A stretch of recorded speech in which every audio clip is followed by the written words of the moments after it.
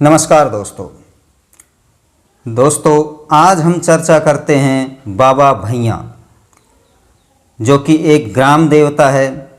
उसे बाबा साध, भोमिया महाराज या भोपाल महाराज, किसी भी नाम से हम जानते हैं। वह गांव का सबसे प्रमुख और बड़ा देवता होता है। इसकी एक तिथि निर्धारित होती है और यह जो देवता है उसकी बहुत खासियतें होती हैं कि वह आखिर गांव से चाहता क्या है। आज हम आपको इसी विषय पर चर्चा करेंगे कि बाबा जो भोमिया होता है उसकी पावर क्या है और वह क्या हमें दे सकता है और क्या उसकी देने की शक्ति है। दोस्तों, बाबा जो भोमिया है वह जब गांव बसता है, अर्थात खेड़े की जब स्थापना होती है, उस पर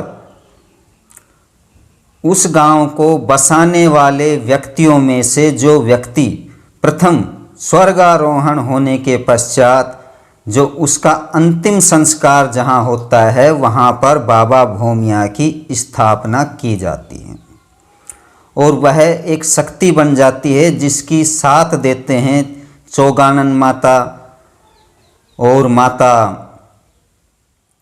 सेड़, पंचवीर और अन्य जो देवता, यहाँ तक कि शमशान के जो निवासी जो देवता होते हैं वह भी भोमिया बाबा के साथ ही होते हैं, जिन्हें हम लोकल अर्थात ग्राम देवता बोलते हैं। ये मानने का विषय है। अगर मानोगे तो देवता है।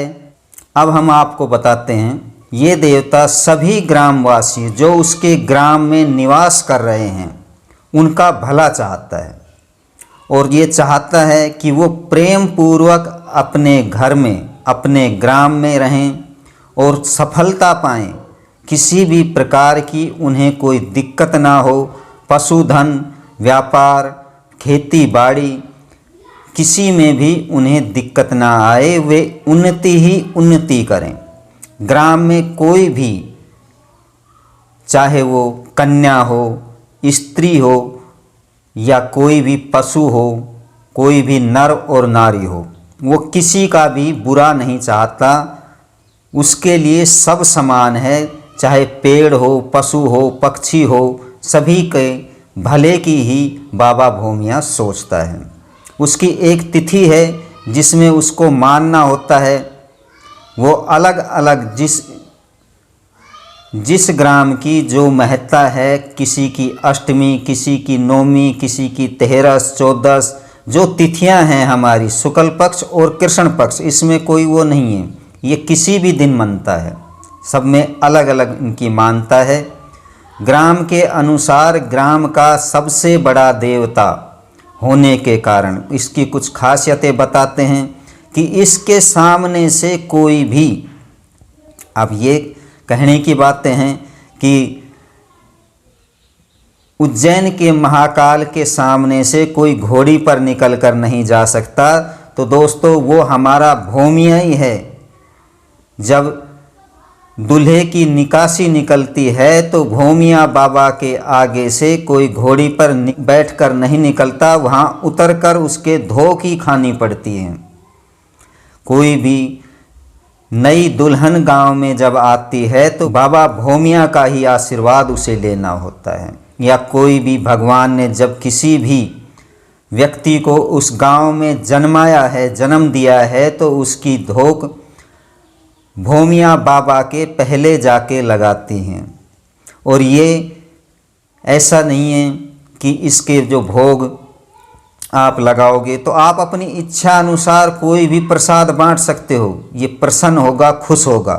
चाहे आप टॉफ़ी का प्रसाद बांट दो बच्चों को, ये तब भी प्रसन्न होगा कि मेरे बच्चे ही खुश हो रहे हैं कि बाबा का प्रसाद लाए।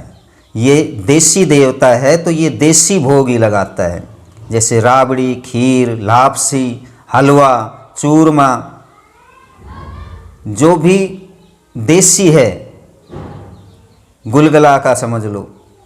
इसे ऐसे ही जो शरीर को और स्वास्थ्य को बनाने वाले जो पकवान हैं उन्हीं का ही भोग इसे पसंद होता है। कुछ जगह अपवाद है कि कई ग्रामों में हमने देखा है कि वहाँ के भोमिया चिलम पीते हैं, तो ये चिलम भी देवताओं का ही है।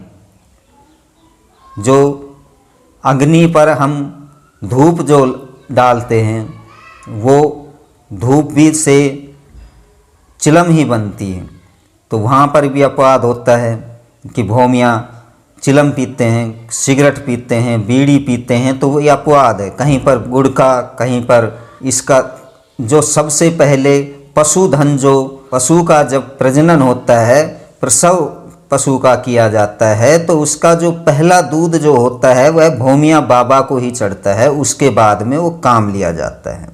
तो ये प्रथम देवता ग्राम का होता है जो कि बाबा भोमिया के नाम से होता है। और जो इसको जानते हैं, समझते हैं, खाली मानने की बात है, बहुत ही बड़ी पावर, बहुत ही बड़ी शक्ति होती है जो ग्राम के विकास के लिए, ग्राम की उन्नति के लिए और सभी को अपना बच्चा मानते हुए बाबा भोमिया आशीर्वाद देते हैं। नमस्कार दोस्तों।